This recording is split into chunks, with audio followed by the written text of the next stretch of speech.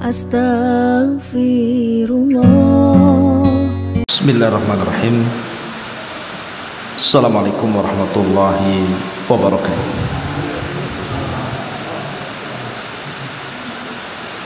Alhamdulillah wassalatu wassalamu ala Rasulillah wa ala alihi wa sahbihi wa mawalah wa la hawla wa la quwata illa billahi wa ba'd. Alhamdulillah, segala puja dan puji hanya milik Allah subhanahu wa ta'ala. Salawat dan juga salam kita hadiahkan kepada Rasul kita Nabi besar Muhammad sallallahu alaihi wa ala alihi wasallam. Ma'asyiral muslimat yang dimuliakan Allah subhanahu wa ta'ala, pembahasan yang kita akan bahas di pagi menjelang siang ini, kita akan membahas tentang 14 amal yang bisa menghancurkan semua kebaikan kita. Ma'asyiral muslimat yang dimuliakan Allah subhanahu wa ta'ala, sebelum saya menjelaskan tentang 14 amalan ini, saya ingin menjelaskan sedikit tentang mudahnya dalam Islam ini meraih pahala. Kita tahu bahwa banyak amalan-amalan yang dikerjakan secara mudah ataupun ringan, tetapi memiliki pahala yang sangat besar sekali.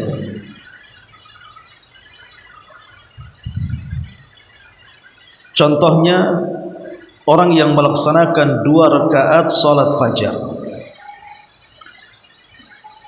cukup melaksanakan dua rakaat salat fajar. Nabi sallallahu alaihi wasallam mengatakan, rakaatai al-fajri khairun minad dunya wa ma fiha. 2 rakaat fajar yang dilakukan setelah azan sebelum qomat subuh, maka itu jauh lebih baik dibandingkan dunia dan seisi dunia. Dan ini pahala yang sangat besar dengan amalan yang sangat ringan. Makanya saking besarnya pahala 2 rakaat fajar ini, Nabi SAW hampir tidak pernah meninggalkan 2 rakaat fajar, baik ketika mukim atau ketika safar. Kalau solat-solat qobliyah ba'diyah lainnya, Rasul hanya melakukan saat mukim saja. Saat safar tidak melakukannya. Tapi qobliyah subuh atau dikenal dengan 2 rakaat fajar, saking besarnya pahala, Nabi SAW tidak meninggalkan baik ketika mukim atau ketika safar. Ini sebuah contoh bagaimana amalan-amalan itu banyak yang kita amalkan secara mudah tetapi memiliki pahala besar. Atau contoh yang lainnya, orang yang membaca ayat kursi dan kita istiqomahkan dibaca setelah sholat wajib, dijadikan wirid dalam setiap selesai sholat, maka Nabi SAW mengatakan, man qara'a ayatul kursi akiba kulli salatin lam yamna'hu dukhulul jannah illa an yamut. Barang siapa yang membaca ayat kursi setiap selesai sholat, maka tidak ada yang menghalangi dia masuk surga kecuali kematian. Jadi orang-orang yang istiqomah membaca ayat kursi dan dijadikan wirid setelah sholat, maka Rasul mengatakan tidak ada yang mencegah dia untuk masuk surga kecuali kematian. Artinya semata-mata ruhnya dicabut, maka Allah Subhanahu wa taala berikan jaminan orang ini direct masuk surga. Dan ini atas lisan Nabi sallallahu alaihi wasallam menunjukkan amalan ringan tetapi memiliki pahala besar. Ma'asyiral muslimat yang dimuliakan Allah Subhanahu wa taala. Atau contoh yang lainnya, Nabi sallallahu alaihi wasallam mengatakan ada dua kalimat dalam zikir, yang dua kalimat ini sangat ringan di lisan, tetapi akibatnya sangat dicintai Allah dan memberatkan timbangan. Apa dua kalimat itu? Nabi sallallahu alaihi wasallam mengatakan, kalimatani khafifatani ala lisani thaqilatani fil mizani subhanallah, atau habibatani ala rahman subhanallah wa bihamdihi subhanallahil azim. Dua kalimat kata Rasul yang sangat ringan di lisan tapi memberatkan dalam timbangan dan dicintai Ar-Rahman Allah Subhanahu wa taala. Kemudian Nabi sallallahu alaihi wasallam mengatakan dua kalimat itu adalah subhanallah wa bihamdihi subhanallahil azim. Ini kan ringan, Bu. Ibu membaca subhanallah wa bihamdihi subhanallahil azim, subhanallah wa bihamdihi subhanallahil azim dari masjid di Darul Ilmi sampai rumah saja dah berapa tuh?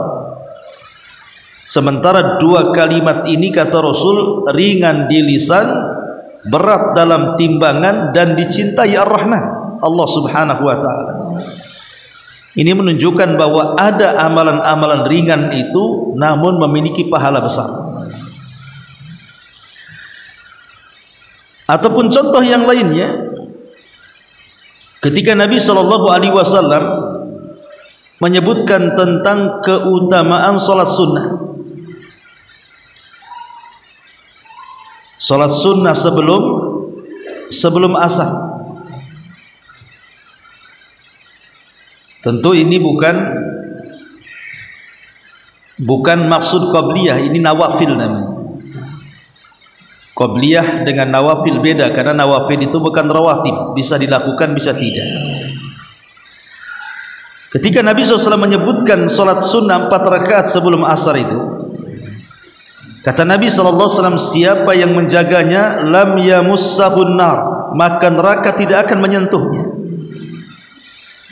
Ini kan luar biasa, neraka tidak akan menyentuhnya. Ini berarti menunjukkan pahala besar. Atau contoh yang lainnya, orang yang mengunjungi orang yang sedang sakit, atau disebut dengan ziyaratul marda, orang yang mengunjungi orang sakit. Maka Nabi SAW mengatakan, siapapun yang datang mengunjungi orang sakit, maka 70.000 malaikat akan datang, kemudian akan mendoakan orang ini. Lihat bagaimana amalan-amalan ringan tapi memiliki pahala besar. Belum lagi amalan-amalan yang lainnya, seperti orang yang membangun masjid akan dibangunkan satu istana di sorga. Orang yang mengucapkan Qul huwallahu ahad Allahus samad 10 kali dalam sehari akan dibangunkan satu istana di sorga. Dan begitu seterusnya. Artinya mengumpulkan pahala itu sebenarnya sangat mudah sekali. Baik amalan yang mengumpulkan pahala itu berat dan besar, seperti haji dan yang semacamnya atau jihad, ataupun amalan-amalan itu ringan, tapi dalam Islam itu seringan-ringannya amal tetap memiliki pahala besar. Seperti orang yang membaca Quran itu satu hurufnya 10 pahala. Masalahnya mengumpulkan pahala itu sebenarnya mudah, tetapi menjaga pahala itu yang jadi masalah. Kita ini sudah banyak beribadah kepada Allah Azza wa Jalla, sudah berusaha membaca Quran, berzikir, salat, puasa dan yang semacamnya. Artinya kita berusaha mendapatkan pahala banyak.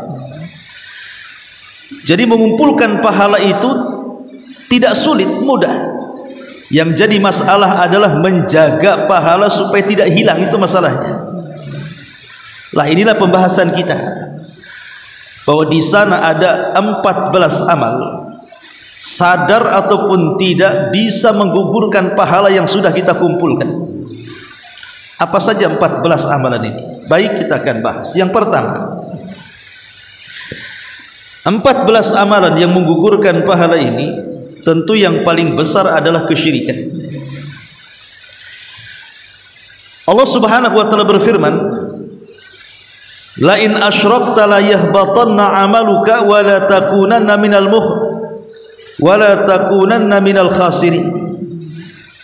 La in asyrakta la yahbatanna 'amaluka wa la takunanna minal khasirin. Az-Zumar 65. Wahai Muhammad, jika engkau melakukan kesyirikan, maka hancurlah semua amalanmu dan engkau termasuk orang yang rugi. Jadi kesyirikan ini amalan yang paling bahaya, yang kalau seseorang terjerumus di dalamnya, bukan hanya sebagian amal hilang, bahkan secara keseluruhan amal akan hilang. Makanya kenapa Nabi SAW dikhitab dengan ayat ini. Ayat ini kan mengkhitab Nabi. Hei Muhammad, kalau engkau melakukan kesyirikan, hancur amalan. Kalau Nabi SAW saja diancam oleh Allah Subhanahu wa taala, padahal Nabi itu sudah diampuni dosanya yang telah, yang sedang dan yang akan datang, tapi kalau dia terjerumus kepada kesyirikan, Anda mau nabi, mau malaikat sekalipun, kalau sudah menyekutukan Allah, habis amalannya. Apalagi orang biasa. Makanya jangan coba-coba mendekati kesyirikan, seperti datang ke dukun, kemudian meminta-minta di sana, bertanya-tanya di sana, ataupun percaya dengan tangkal jimat dan yang semacamnya, atau datang ke kuburan-kuburan meminta-minta di situ, atau percaya kepada khurafat dan tahayul, dan begitu seterusnya. Dan kesyirikan di masyarakat itu luar biasa. Ya, ini yang pertama. Yang kedua, yang bisa menggugurkan amal adalah orang yang murtad. Allah Subhanahu wa taala berfirman di dalam surah Al-Baqarah 217, "Wa man yartad minkum an dinihi fayamut wa huwa kafirun fa ulaika habitat a'maluhum fid dunya wal akhirah wa ulaika ashabun nar hum fiha khalidun." Siapapun yang murtad di antara kalian dari agamanya, kemudian dia mati dalam kondisi kafir, maka semua amal di dunia dihancurkannya, begitu juga di akhirat, dan mereka termasuk penduduk neraka dan mereka akan dikekalkan di dalamnya. Lihat bagaimana Allah Subhanahu wa taala mengancam siapapun yang murtad dari agamanya, kemudian dia mati dan tidak bertobat, maka semua amal dunia dan akhiratnya hancur dan dia terancam dengan neraka dan dikekalkan di dalamnya. Menjadi khilaf para ulama, kalau orang murtad ini kembali ke dalam Islam. Jadi kalau ada orang murtad, taubat lagi, balik lagi dia ke Islam. Apakah dengan kembalinya orang murtad ke dalam Islam itu berarti dia memulai dari nol? Karena pahala sebelumnya sudah hilang dengan kemurtadannya. Kalau dia balik menjadi mu'allaf, otomatis berarti nol pahalanya. Apa seperti itu? Ataukah pahala-pahala yang dulu sebelum murtadnya itu akan dikembalikan saat dia kembali dari kemurtadannya? Di sini menjadi khilaf para ulama. Imam Ahmad ibn Hanbal rahimahullah ta'ala mengatakan, berdasarkan ayat la in asyrakta la yahbatanna amaluka wa la takunanna minal khasirin, siapapun yang melakukan kesyirikan maka hancur lebur amalannya dan dia termasuk orang rugi di akhirat. Berarti orang yang murtad dengan menggunakan ayat ini, kata Imam Ahmad, kalau dia balik ke Islam berarti dia memulai dari nol, karena amalan sebelum murtadnya hilang. Anggap saja sebelum dia murtad itu dia haji, dia umroh, dia baca Quran, dia berzikir, pokoknya banyak amalannya. Kemudian dia murtad, maka amalan-amalan itu hilang. Berarti ketika kembali ke dalam Islam dia memulai dari nol. Ini pendapat Imam Ahmad. Pendapat Imam Syafi'i mengatakan tidak, bahwa orang yang keluar dari Islam alias murtad kemudian balik ke Islam, maka amalan sebelum murtadnya akan dikembalikan. Jadi ketika dia murtad itu Allah gantung amalannya, kembali atau tidak. Kalau kembali maka pahalanya kembali, kalau tidak kembali maka pahalanya akan hilang. Berdasarkan ayat yang kita baca di sini, wa man yartadid minkum an dinihi, barang siapa yang murtad dari agamanya, fayamut, kemudian dia mati, wa huwa kafir, dan dia juga dalam kondisi kafir, faulaika habitat a'maluhum, maka mereka orang yang gugur amalan mereka fid dunya wal akhirah, di dunia dan akhirat. Kata Imam Syafi'i rahimahullahu ta'ala, gugurnya amalan orang murtad ini kalau dia mati dan tidak bertobat. Maka mafhum ataupun pemahaman kebalikannya, berarti kalau dia tidak mati kemudian bertobat, maka amalannya dikembalikan. Dan ini pendapat yang bijak, wallahu a'lam. Makanya saya sarankan kepada saudara-saudara kita yang sudah keluar dari Islam hanya gara-gara faktor ekonomi, hanya gara-gara faktor menikah dengan orang kaya, kemudian dia berani berpindah agama, naudzubillah, maka bertobatlah kepada Allah Azza wa Jalla. Kalau anda bertobat, maka pahala sebelum murtad dikembalikan. Tapi kalau tidak bertobat dan mati dalam kondisi kafir, maka anda tidak membawa secuil apapun dari amal saleh. Ini yang kedua. Yang ketiga, di antara pembatal-pembatal atau amalan-amalan yang bisa memusnahkan pahala adalah asyirku al-khafi, syirik yang tersembunyi. Apa syirik yang tersembunyi? Syirik yang tersembunyi adalah riya. Seseorang beramal karena manusia, seseorang beramal karena ingin dipuji manusia, itulah syirkul khafi, syirik yang tersembunyi. Pada hari kiamat Allah Subhanahu wa ta'ala memanggil 3 manusia, di mana 3 manusia itu ketika di dunia amalannya bukan amalan kecil tapi amalan besar. Yang satu seorang mujahid, ketika di dunia dia berperang kemudian mati di medan perang. Yang kedua seorang alim, pakar Quran, ketika di dunia dia menghabiskan waktunya untuk menghafal dan belajar Quran, kemudian mengajarkan Quran. Kemudian yang ketiga orang kaya raya, di mana tidak ada satupun tempat yang harus disedekahi, dia sedekahkan dengan hartanya. 3 manusia ini dihadapkan di hadapan Allah Subhanahu wa ta'ala, kemudian Allah meminta pertanggungjawaban mereka bertiga. Pertama seorang mujahid, Allah Subhanahu wa ta'ala menggambarkan amal soleh yang ia lakukan di dunia, semacam layar tancap lah gitu. Bagaimana dia di dunia berperang kemudian mati syahid, itu digambarkan. Kemudian Allah Subhanahu wa ta'ala mengatakan, betul itu kamu? Maka seorang mujahid ini mengatakan, dia itu saya wahai Rabb. Maka Allah mengatakan, apa yang kau kehendaki dalam peperangan itu? Maka dia mengatakan, qataltu fika hatta ustushhidtu ya Rabb, aku berperang karena kamu sampai aku mati syahid, kau lihat aku mati syahid di situ. Maka Allah Subhanahu wa ta'ala tiba-tiba murka dan mengatakan, kadzabta, dusta kamu. Kamu berperang sehingga kau terbunuh di situ bukan karena ingin mati syahid, tapi engkau niatnya saat berperang engkau ingin disebut-sebut manusia sebagai pahlawan. Bukankah itu keinginanmu? Maka dia pun diam. Ketika dia diam, Allah Subhanahu wa taala katakan kepada para malaikat, ikat dia, seret dia ke dalam neraka. Akhirnya malaikat pun mengikat dan melemparkan orang ini ke dalam neraka. Dan dialah orang yang pertama kali disentuh api neraka. Kemudian yang kedua, pakar Quran.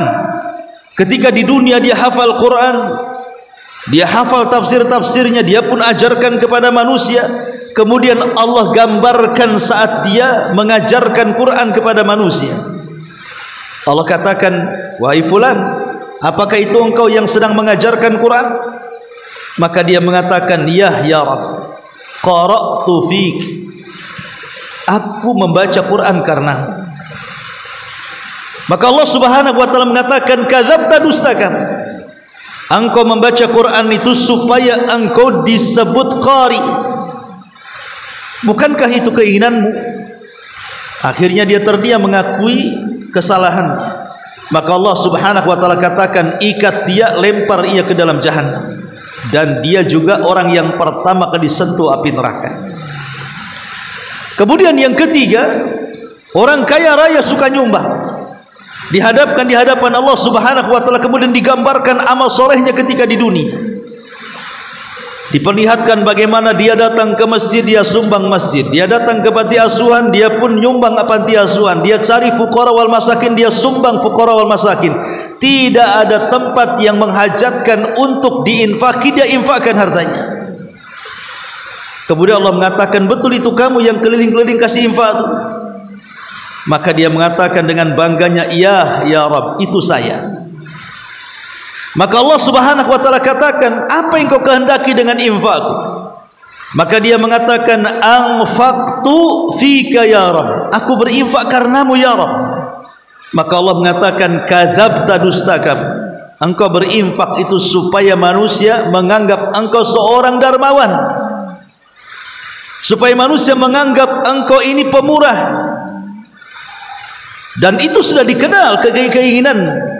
Maka dia pun terdiam mengakui niatnya. Maka Allah mengatakan, ikat dia, seret dia, masukkan ke dalam jahanam. Dan dia pun termasuk orang yang pertama disentuh api neraka.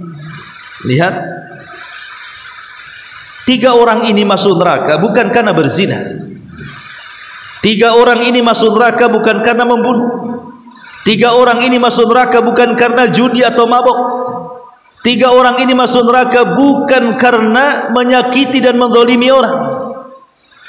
3 orang ini masuk neraka karena mati dalam peperangan, karena bersedekah, karena mengajarkan Quran. Kok bisa amalan-amalan sedemikian agung dan mulianya memasukkan orang ke neraka, dan orang yang pertama disentuh api neraka bukan jihadnya, bukan baca Qurannya, bukan sedekahnya, tapi niat jihad, sedekah dan baca Qurannya, bukan karena Allah. Itu yang menyebabkan dia masuk neraka. Jadi itu semua dia lakukan karena manusia. Itulah amalan riya, supaya manusia menganggap dia seorang pahlawan, supaya manusia menganggap dia seorang dermawan, supaya manusia menganggap dirinya adalah seorang qari, pembaca Quran. Itu yang menyebabkan masuk neraka adalah perbuatan riyanya. Makanya riya itu syirik yang tersembunyi yang bisa menggugurkan amal. Ini yang ketiga. Kemudian yang keempat, yang bisa menggugurkan amalan adalah dzunubul khalawat, dosa-dosa yang dilakukan tidak terang-terangan. Ada seorang sahabat namanya Thauban. Thauban itu dulunya seorang budak, kemudian dimerdekakan Nabi, maka disebut Thauban maulan Nabi. Dia menukilkan sebuah hadis. Dia mengatakan, aku mendengar Nabi SAW bersabda, la a'lamanna aqwaman min ummati ya'tuna yawmal qiyamati bihasanati amthali jibali tihamati bidan fayaj'aluha Allahu haba'an manthura. Kata Rasul, akan dihadapkan pada hari kiamat beberapa kaum dari umatku. Mereka mendatangi Allah dengan membawa pahala yang sangat besar seperti gunung Tihama yang sangat bercahaya. Tetapi tiba-tiba setelah mereka berhadap-hadapan dengan Allah dengan pahala yang segunung itu, tiba-tiba Allah hancurkan pahalanya dan tidak tersisa di hadapannya. Ada apa? Orang ini datang menghadap Allah membawa pahala besar. Setelah berhadap-hadapan dengan Allah, tiba-tiba Allah hancurkan pahalanya. Allah tidak menerimanya. Kenapa dengan orang ini? Jelas-jelas dia membawa pahala. Tiba-tiba Thauban ketakutan yang meriwayatkan hadis ini dan mengatakan, ya Rasulullah, sifhum lana, siapa orang ini? Maka Nabi SAW mengatakan kepada Thauban, kata Nabi SAW, ya Thauban, kau ingin tahu siapa mereka? Iya, kata Thauban. Maka kemudian Nabi SAW mengatakan, amma innahum ikhwanukum wa min jildatikum. Mereka adalah saudara-saudara kalian. Mereka sama kulitnya dengan kalian. Wa ya'khuduna minal laili kama ta'khudun. Mereka pun tidak pernah meninggalkan tahajud tengah malam. Jadi orang-orang yang seperti ini bukan orang biasa, ahli ibadah. Jadi orang-orang yang dihancurkan pahalanya itu ahli ibadah. Kalau malam mereka sholat malam, kalau pagi mereka, kalau siang mereka puasa sunnah, dan mereka pun rajin membaca Quran, berzikir dan begitu seterusnya. Tapi kenapa orang-orang seperti dihancurkan pahalanya? Kemudian Nabi SAW mengatakan, walakinnahum aqwamun idza khalau bimaharimillahi intahakuha. Akan tetapi mereka sebuah kaum yang kalau sedang bersendirian, tidak ada yang melihatnya, tiba-tiba mereka merobek keharaman Allah Subhanahu wa ta'ala.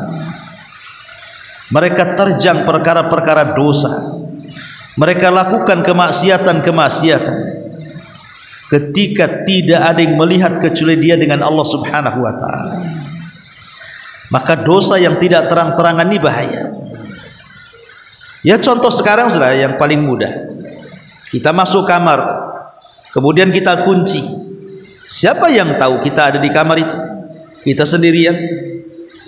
Kemudian kita mulai pegang handphone, mulai membuka handphone, mulai melihat YouTube, melihat internet atau apalah namanya di situ, aplikasi-aplikasi tertentu. Tiba-tiba kita melihat sesuatu yang diharamkan Allah Subhanahu wa ta'ala.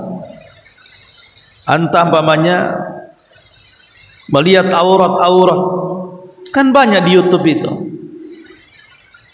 Ataupun mungkin menghabiskan waktu-waktunya hanya melihat drakor, sinetron atau yang semacamnya. Atau boleh juga menghabiskan waktunya hanya untuk bermusik, joget sendirian di dalam kamar, atau menonton perkara-perkara yang tidak boleh dilihat, film porno atau yang semacamnya. Atau boleh juga sedang seseorang itu berkomunikasi dengan yang bukan mahramnya. Banyak yang dilakukan di zaman sekarang dengan handphone ini.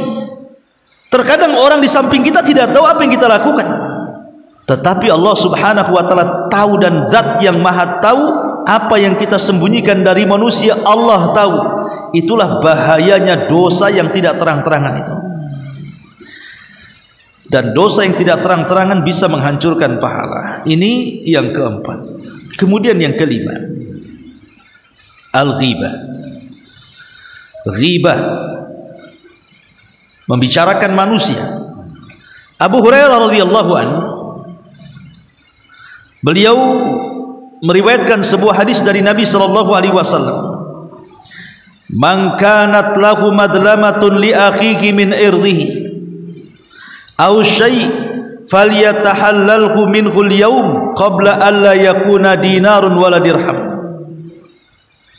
In kana lahu amalun salihun ukhidha minhu biqadri madlamatihi wa illam takun lahu hasanat ukhidha min sayyiati sahib fahumila alaihi. Kata Nabi SAW, barang siapa yang memiliki kezaliman kepada saudaranya dalam kehormatannya, mungkin menggibahnya, menghinanya, mencacinya, memakinya, maka mintalah kehalalannya hari ini sebelum datang satu hari di mana dinar dan dirham tidak akan manfaat lagi. Kalau dia masih memiliki kebaikan, maka kebaikannya akan diambil orang yang dizaliminya. Tetapi kalau habis kebaikannya, maka dosa orang yang dizaliminya akan ditanggung dalam punggungnya. Ma'asyiral muslimat yang dimuliakan Allah Subhanahu wa taala, ghibah ini apa sebenarnya? Nabi pernah ditanya, Rasul, mal ghibah? Ghibah itu apa wahai Rasul? Maka Rasul mengatakan, dzikraka akhaka bima yaqra. Engkau menyebutkan saudaramu yang kalau dia dengar penyebutannya dia enggak suka. Jadi kita menceritakan aib saudara kita atau kata-kata yang lainnya, kalau didengar orang yang kita bicarakan pasti dia enggak suka. Itulah ghibah. Dari definisi di sini kita tahu bahwa ghibah itu tidak mesti membicarakan yang buruk. Kalau membicarakan yang buruk, jelas kalau didengarkan tidak suka. Hatta membicarakan yang baik sekalipun, kalau dia tidak suka, itu namanya ghibah. Pamannya contoh nih, saya memuji seseorang, orang ini tidak mau dipuji karena takut jadi ria. Marah dia, kenapa kau sebut-sebut bahwa aku ini sudah haji, sudah umrah, sudah apa kan itu? Siapa suruh kau sebut-sebut kebaikanku? Ketika orang ini menyebutkan kebaikan dan orang yang mendengarnya tidak suka, maka ini masuk dalam ghibah. Macam mana kalau dia bicara tentang saudaranya sesuatu yang buruk? Yang baik saja masuk kategori ghibah kalau melihat definisi ghibah dari Nabi.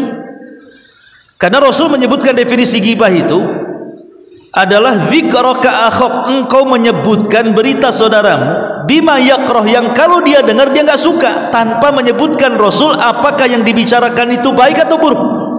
Yang jelas kalau saudaranya tidak suka, maka itu masuk dalam ghibah.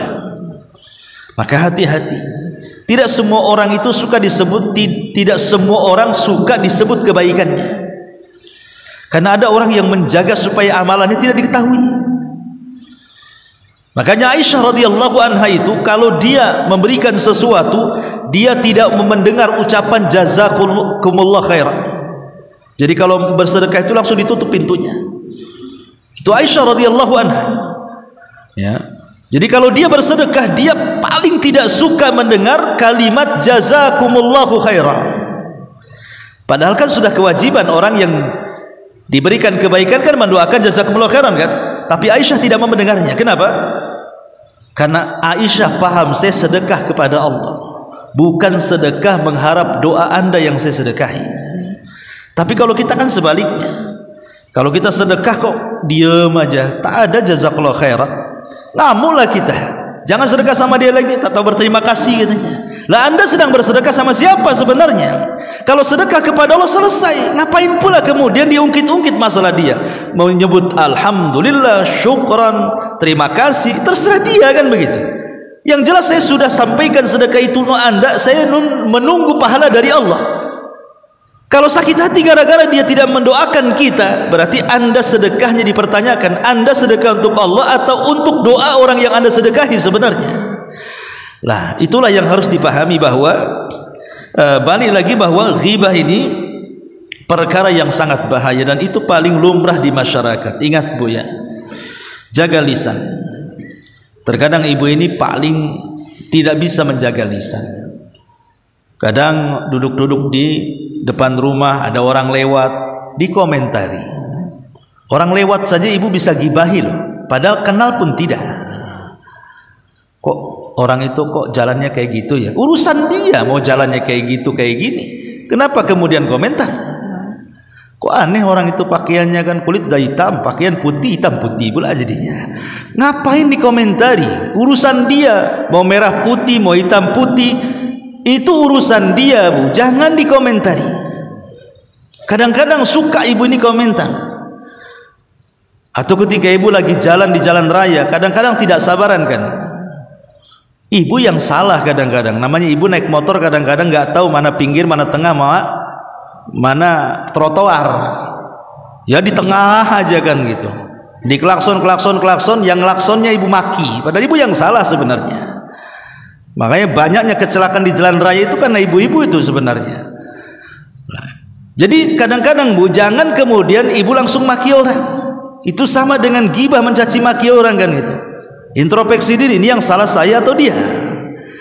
Jangan sekali-kali keluar rumah ibu tidak bawa dosa, pulang pula bawa dosa segudang gara-gara gibai orang. Makanya ini penting masalah gibah, jaga lisan. Kemudian yang ke-6, di antara penghancur amal adalah hasad.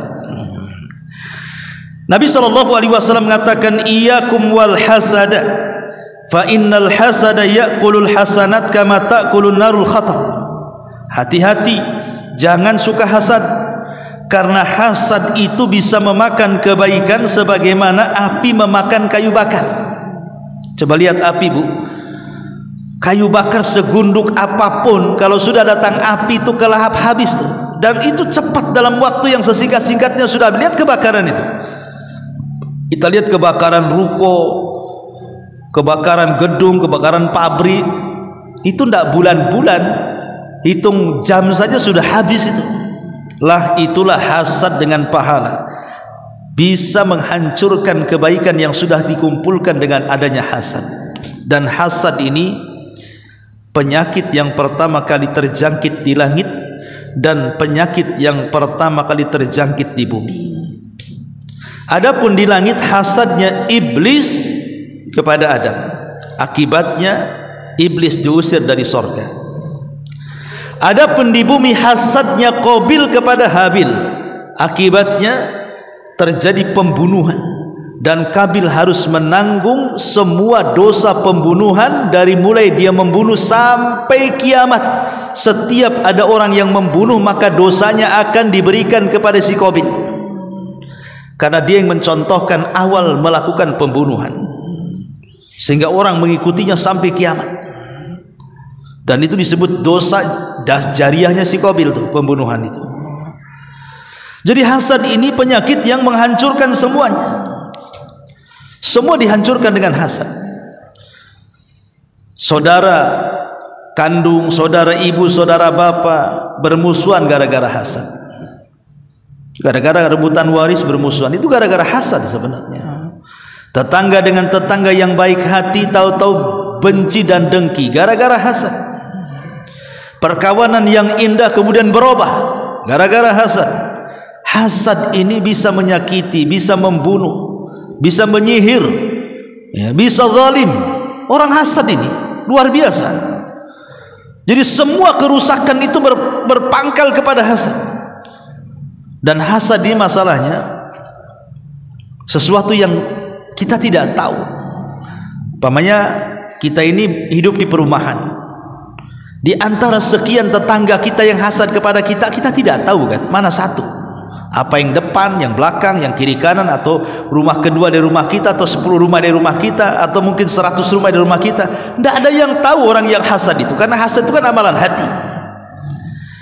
Tetapi walaupun dia dosa hati, hasad ini bahayanya luar biasa, karena dari hasad inilah muncul penyakit sihir yang disebut dengan ain, penyakit mata, yang kalau melihat sesuatu itu bisa rusak gara-gara pandangan mata.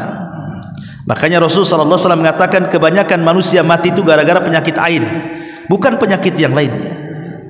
Hampir kebanyakan orang mati di dunia ini gara-gara penyakit ain. Bukan kanker, bukan stroke, enggak, itu sedikit saja. Kebanyakan gara-gara ain. Jadi, dan ain itu ditimbulkan dari hasad. Makanya para ulama mengatakan untuk mengantisipasi terkena penyakit hasad atau dihasadi itu, maka lawanlah hasad dengan lawannya. Apa melawan hasad dengan lawannya? Orang hasad itu menginginkan kekayaan kita hancur, menginginkan kendaraan kita rusak, menginginkan rumah kita rusak, menginginkan pokoknya apa yang kita miliki kalau bisa hancur, rusak ataupun hilang. Itulah keinginan orang hasad kan. Maka lawanlah dengan lawannya dengan cara apa? Berdoalah pada setiap nikmat yang Allah anugerahkan kepada kita dengan doa berkah. Beli mobil, ya Allah berkahi mobil saya. Punya anak, ya Allah berkahi anak saya. Punya cucu, ya Allah berkahi cucu saya. Baru beli tanah, ya Allah berkahi tanah saya. Baru beli apa saja, punya apa saja, berdoa dengan minta keberkahan. Karena berkah itu artinya ziyadatul khair, menambah kebaikan. Kalau hasad itu menghilangkan kebaikan, kalau berkah itu menambah kebaikan. Maka lawanlah hasad dengan lawannya. Ketika orang meminta kepada kita supaya hancur harta kita, kita meminta kepada Allah agar ditambah harta kita. Itu namanya melawan hasad dengan lawannya. Maka banyak-banyak berdoa berkah di rumah. Berdoa berkah. Doakan keberkahan kepada anak kita, pasangan kita, rumah kita, kendaraan kita. Pokoknya jangan lupa. Ya. Maka katakan Masya Allahu la quwata illa billah. Cara berdoanya, lafadznya Masya Allahu la quwata illa billah. Itu kalau tadi bahasa Indonesianya Allah berkahilah kalau kita tidak bisa bahasa Arabnya. Tapi kalau menggunakan doa dari Quran, maka ambillah lafadz Masya Allahu la quwata illa billah. Karena lafadz ini diambil dari apa? Dari kisah Ashabul Jannataini. Di dalam surah Al-Kahfi itu ada kisah pemilik dua kebun yang sangat bakhil sekali, tidak pernah bersyukur. Akhirnya kebun itu hilang, hasilnya hilang, bangkrut seketika. Kenapa? Karena dia tidak pernah bersyukur. Maka kawannya yang baik mengatakan, seandainya engkau memasuki kebun itu dan mengatakan Masya Allahu la quwata illa billah, maka kebunmu tidak akan hancur. Maka dari sini para ulama mengatakan bahwa lafaz ini sangat efektif untuk melawan hasad. Taib. Kemudian yang selanjutnya, yang nomor 7, al-adza lil ghair, melakukan kezaliman kepada orang. Melakukan kezaliman kepada orang ini bisa menghancurkan amal kita. Mungkin zalim dengan lisan kita, mencaci, memaki, merendahkan, menghina, menggibah dan yang semacamnya. Atau zalim dengan anggota badan, memukul, membunuh, ya, menampar dan begitu seterusnya. Atau zalim dengan hati kita, hasad, dengki dan yang semacamnya. Zalim apapun ini bisa menggugurkan amal kita. Karena nanti pada hari kiamat ada orang-orang yang muflis, orang-orang yang bangkrut. Satu sisi datang membawa pahala, sisi lain datang pernah menzalimi orang, maka pahalanya akan disetorkan kepada orang yang dizaliminya. Ini juga termasuk penghancur amal adalah zalim, menyakiti orang lain. Kemudian yang nomor 8, at-takdzibu bil qadar, mendustakan takdir. Ada orang-orang yang mendustakan takdir.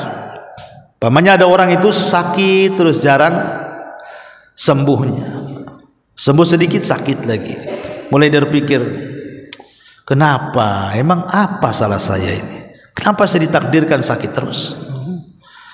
Kemudian ada orang usaha, asik gulung tikar aja, nanti cari modal lagi, gulung tikar lagi, cari modal lagi, gulung tikar lagi. Kemudian dia mengatakan, apa saya sudah ditakdirkan seperti ini? Mulai dia mencaci maki Allah subhanahu wa ta'ala dan mengatakan, berarti Allah subhanahu wa ta'ala tidak sayang dengan hambanya. Mulai dia berfikir begitu-begitu. Ikhwatu fillah muliakan Allah azza wa jalla. Maka orang yang menolak takdir Allah subhanahu wa ta'ala bisa membatalkan amal. Harusnya ketika dia ditimpa musibah, kita katakan inna lillahi wa inna ilaihi rajiun, Allahumma ajurni fi musibati. Semua datang dari Allah, akan kembali kepada Allah. Ya Allah, berikan pahala akan musibah yang menimpaku. Bukan kemudian ngomel-ngomel kepada Allah, karena dia tidak tahu di balik musibah itu ada apa. Betapa banyak di balik hal yang kita tidak disukai itu rupanya ada kebaikan di situ. Banyak kok kisah-kisah orang-orang yang kemudian mungkin di mata manusia itu tidak suka, tapi rupanya di mata Allah Subhanahu wa taala Allah sudah menyediakan sesuatu yang dia tidak tahu itu sebuah kebaikan bagi dia. Saya kenal orang ketika dia keluar dari PT karena dipecat, ya, dia seperti kiamat dunia ini, menangis dia karena sudah hampir 20 tahun kerja di PT, tahu-tahu dipecat tidak ada pesangon. Wah, menangis luar biasa.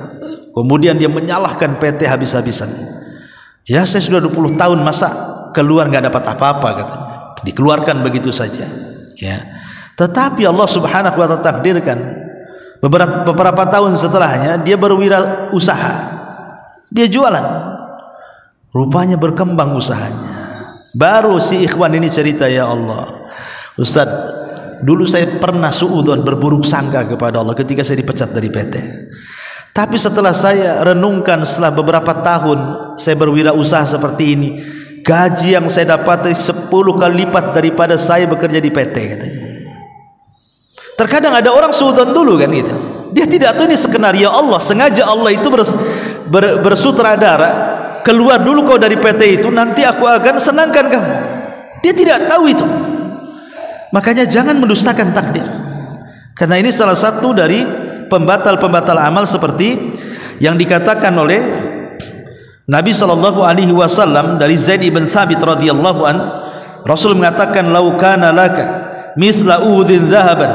Kalau seandainya engkau memiliki sebesar gunung Uhud emas, ya, ma qabilallahu min, Allah tidak akan menerimanya, hatta tu'mina bil qadari kulli, sampai engkau beriman dengan semua takdir yang menimpamu.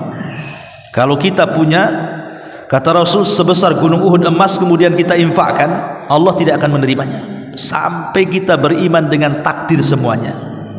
Lihat, siapa yang punya gunung emas sebesar gunung Uhud kan gitu ya, kemudian kita infakkan semuanya, itu kan amalan luar biasa. Bisa saja utang Indonesia udah lunas tuh kalau punya emas segede gunung Uhud tuh.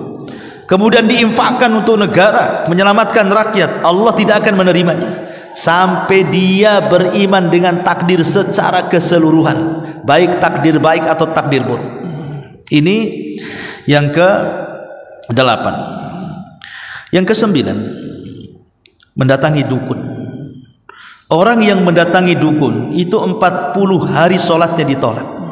Rasul mengatakan, man ata arrafan fasa'alahu an syai'in lam tuqbal lahu salatu arba'ina lailatan.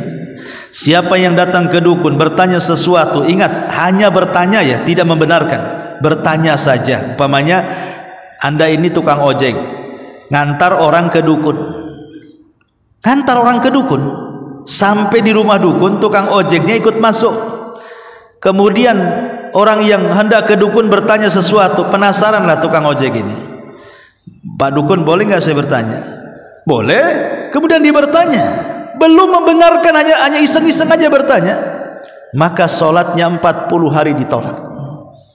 Kalau orang iseng bertanya sama dukun, belum membenarkan, 40 malam solatnya ditolak, macam mana dengan yang membenarkan, bertanya, yakin pula dengan ucapan dukun, maka bukan solatnya 40 hari ditolak, tapi dia telah keluar dari Islam. Berdasarkan nas hadis Nabi SAW, faqad bari'a an syariati Muhammadin SAW, dia telah berlepas diri dari syariat Muhammad SAW. Naudzubillah. Maka yang ke-9 datang ke dukun. Yang ke-10, memutus silaturahim. Memutus silaturahim adalah perkara yang memutus amal kita. Karena setiap Senin dan Kamis itu, maka disyariatkan puasa Senin Kamis kan? Karena Senin Kamis itu hari di mana amalan kita diangkat. Setiap pekan itu 2 hari amalan kita diangkat ke langit, diperlihatkan di hadapan Allah, kecuali orang yang dalam hatinya ada kesyirikan dan orang yang dalam hatinya ada kedengkian. Memutus silaturahim, maka setiap Senin Kamis amalannya tidak pernah diangkat. Kemudian juga yang nomor 11, tarkus salatil asri, sengaja meninggalkan salat asar. Nabi mengatakan, man taraka salatal asri faqad habita amalu. Barang siapa yang meninggalkan salat asar, maka habis, gugur semua amalannya. Ingat, jangan meninggalkan salat asar dan salat-salat yang lainnya, terutama salat asar, karena meninggalkan sholat asar sama amal menggugurkan amalan-amalan yang lainnya. Kemudian yang nomor 11, at-ta'ali 'alallah. At-ta'ali 'alallah, merasa sombong di hadapan Allah. Maksudnya merasa sombong di hadapan Allah apa? Dahulu di zaman Bani Israel ada dua orang bersaudara, yang satu ahli maksiat, yang satu ahli ibadah. Kemana-mana berkawan, tapi yang satu ke timur, yang satu ke barat, karena yang satu ahli ibadah, yang satu ahli maksiat nih. Yang ahli ibadah ini baik, setiap hari nasihati, janganlah kau maksiat, tobatlah kau, dan begitu seterusnya. Sampai sini bagus masalahnya. Tetapi masalahnya ketika kawannya berlaku maksiat ini tak tobat-tobat juga, sampai melakukan sebuah dosa yang menurut orang yang ahli ibadah tidak bisa ditolerir, marah dia sama kawannya. Aku sudah lama menasihati kamu, kenapa kau tak tobat-tobat, malah melakukan dosa ini pula? Kalau engkau tidak berhenti dari tobatmu, wallahi demi Allah, mulai dia at-ta'ali, merasa tinggi di hadapan Allah. Demi Allah, Allah tidak akan mengampuni dosamu selamanya, dan Allah tidak akan memasukkan ke surga selamanya. Orang ini mengucapkan kalimat melintasi takdir. Yang punya ampunan itu Allah, yang punya surga Allah. Kenapa dia bisa mengucapkan kalimat itu? Walaupun niatnya baik, hendak menasihati kawannya yang ahli maksiat, tapi ucapan itu melintasi takdir, tidak boleh. Akhirnya ketika dua-duanya meninggal, yang ahli maksiat dimasukkan ke surga, yang ahli ibadah dimasukkan ke neraka pula. Kenapa? Karena yang ahli maksiat ini maksiatnya tidak sampai ke tahap syirik dan kufur, masih di bawah kehendak Allah. Rupanya Allah berkehendak dia masuk surga, tetapi yang satu ini sudah mengucapkan kalimat yang membuat Allah murka, melintasi takdirnya, merasa tinggi sama dengan Allah, mampu menentukan ampunan dan neraka. Maka yang menentukan, masukkan orang ini ke neraka. Lihat, jangan merasa tinggi dan sejajar dengan Allah. Ini mengakibatkan amalan kita percuma. Kemudian yang selanjutnya adalah al-mannan, mengungkit-ungkit pemberian. Habis dikasih diungkit-ungkit. Kalau bukan karena aku nggak sukses kamu, kalau bukan karena aku nggak ada itu mukamu di Batam ini, kalau bukan karena aku sedikit-sedikit anania, aku. Maka orang-orang yang mengungkit-ungkit pemberian, maka amalannya habis. Allah mengatakan, ya ayyuhalladzina amanu la tubtilu la tubtilu sadaqatikum bil manni wal adha. Hai orang-orang yang beriman, jangan batalkan sedekah kalian dengan mengungkit-ungkit atau menyakiti orang yang diberi. Dan yang terakhir, tarbiyatul kilab. Yang ke-14, tarbiyatul kilab, merawat anjing. Orang yang merawat anjing di rumahnya, maka setiap hari 2 qirot dikurangi pahalanya, dan 1 qirot itu sebesar gunung Uhud. 1 qirot itu sebesar gunung Uhud. Kalau 2 qirot berarti 2 gunung Uhud. Setiap hari dikurangi pahalanya 2 gunung Uhud, 2 gunung Uhud, gara-gara memelihara anjing. Anjing yang dibolehkan dipelihara itu kalau 3 macam anjing boleh. Pertama, anjing buruan boleh, ya. Yang kedua, anjing untuk menjaga kambing. Kambingnya banyak, ya, dijaga sendirian tak mampu melihara kambing, melihara anjing untuk menjaga kambing, atau untuk menjaga kebunnya luas, ya, banyak buah-buahan, kalau nggak dikasih anjing dicuri orang, maka boleh di situ.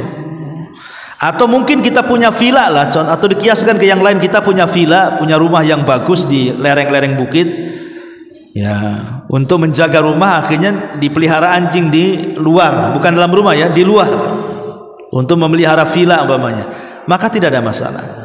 Tapi kalau kita memelihara anjing seperti memelihara kucing, hanya untuk dinikmati bulunya, dinikmati suaranya, dinikmati bentuknya, dinikmati, ya, seperti orang melihara kucing lah kan. Kan ada anjing itu kadang-kadang lebih lucu dibanding kucing kan. Anjingnya kecil nonet tuh yang, ya Allah, kadang-kadang ada anjing pesak itu, anjing kecil, dia tidak tahu setiap hari itu pahalanya dikurangi 2 qirot tuh.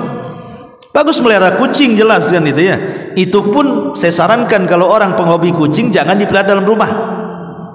Karena kucing itu bisa berak, bisa kencing, dan berak kencingnya najis itu. Nanti masuk ke tempat kamar sholat, habis kencing kemudian duduk di sajadah, kita tidak tahu di situ ada najisnya. Maka kalau suka dan hobi kucing pun sekalipun, maka taruh di teras rumah, jangan dimasukkan ke dalam rumah.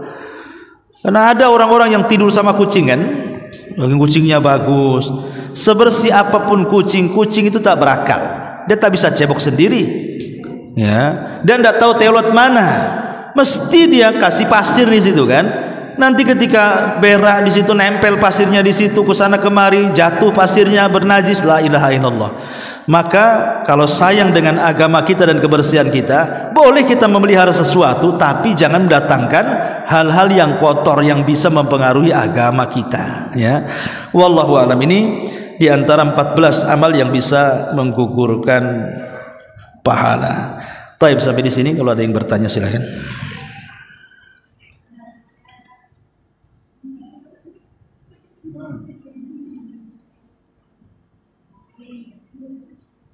Ada? Silakan.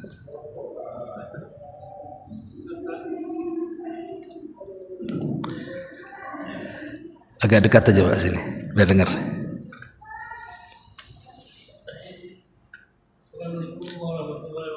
Waalaikumsalam. Di dalam Al-Quran itu ada fadilahnya saja. Fadilah, taib. Baca surat Yasin, ya kan, surah Ar-Rahman. Bagaimana kita memisahkan antara fadilah ayat itu dengan kenalilah Allah? Ya, alhamdulillah. Kenapa adanya di dalam amal soleh, apa saja amal soleh itu mesti disebutkan keutamaannya. Salat duha ini keutamaannya, salat malam ini keutamaannya, baca ini keutamaannya, zikir ini itu. Kenapa adanya keutamaan-keutamaan dan dijelaskan keutamaan itu? Ya. Kita tahu bahwa di antara rukun ibadah hati itu ada 3. Rukun ibadah hati itu ada 3. Pertama perasaan cinta, yang kedua perasaan takut, yang ketiga perasaan harap. Ya. Ketika disebutkan fadilah-fadilah amal itu, supaya kita ada perasaan yang ketiga dalam ibadah kita itu, ada perasaan harap, roja, yang Allah katakan faman kana yarju liqa'a rabbih, barang siapa yang berharap berjumpa dengan Allah. Jadi ada harapan di situ. Kalau seandainya saya buat ilustrasi dengan contoh yang lain, contoh umpamanya saya lagi bangun rumah, saya butuh helper, tukang. Kemudian saya umumkan, siapa yang mau kerja jadi helper atau jadi tukang di rumah saya, satu harinya saya kasih 1 juta. Padahal kalau ongkos tempat lain 100.000, 150, 200 kan paling banyak. Ini saya kasih 1 juta 1 hari. Kira-kira tukang-tukang yang lain itu akan ngelarikan diri di tempat lain menuju kita semua kan? Pasti itu. Walaupun dia udah kerja di sini, maaf Pak Ustaz, besok saya berhenti, saya mau kerja di sana. Di sana gajinya 1 juta. Di sini cuma 200 saja. Ya. Jadi akhirnya orang berbondong-bondong dari mana-mana ingin kerja di situ. 1 hari 1 juta masalahnya kan? Nah itulah bandingan fadilah amal di sini. Saya buat apa beramal di sini kecil, beramal sana besar. Nah, itu ya. Ketika disebutkan pahalanya, upahnya bahasa kitanya kan terangsang kita. Kita tidak mungkin main-main lagi. Ya, ini pahalanya sorga nih. Cuman masalahnya karena pahala itu kan perkara gaib. Kalau kita tidak beriman, betul-betul beriman, kayak dongeng aja.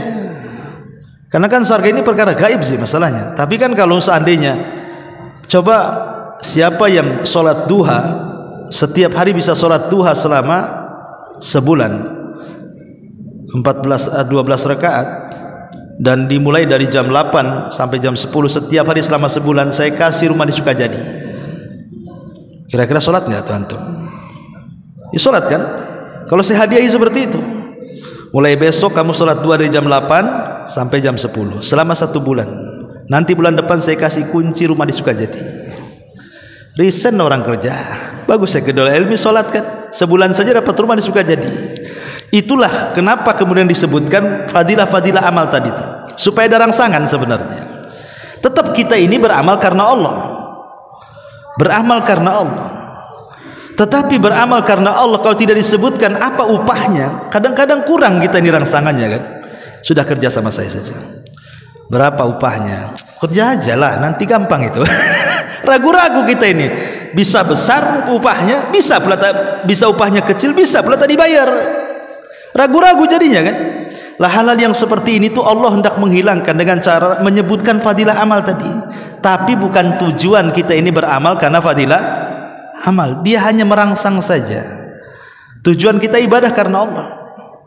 Jadi itu hanya merangsang saja supaya kita makin semangat gitu ya untuk beribadah kepada Allah Azza wa Jalla. Wallahu a'lam. Apakah istighfar dan doa untuk orang tua harus menyebut nama atau cukup untuk kedua orang tua saja? Istighfar dan doa itu kan sudah ada lafadznya untuk kedua orang tua, dan ya tentu kalau kita berdoa itu tidak bisa sendiri atau memfokuskan kepada orang yang didoakan. Doa itu ada adabnya. Doakan dulu diri sendiri baru orang lain. Ketika kita ini mendoakan ampunan untuk orang tua kita, maka kita katakan, ya Allah ampuni dosaku dan dosa kedua orang tuaku. Jadi dahulukan diri sendiri dulu baru orang lain. Ya, mendoakan siapapun dahulukan diri sendiri dulu. Ya, terutama mendoakan tadi orang tua. Ya Allah ampunilah, rahmatilah aku, kemudian ampuni dan rahmati kedua orang tuaku. Makanya lihat di lafaz-lafaz doa ampunan kepada orang tua itu mesti didahului dengan kita sendiri baru orang tua kan, seperti rabbighfirli wali walidayya warhamhuma kama rabbayani shaghira. Rabbighfirli, ya Allah ampuni dosaku, kemudian dosa kedua orang tuaku. Jadi tetap mendahului kita kemudian orang tua kita. Itu adab doa seperti itu. Ya, adab doa kita seperti itu.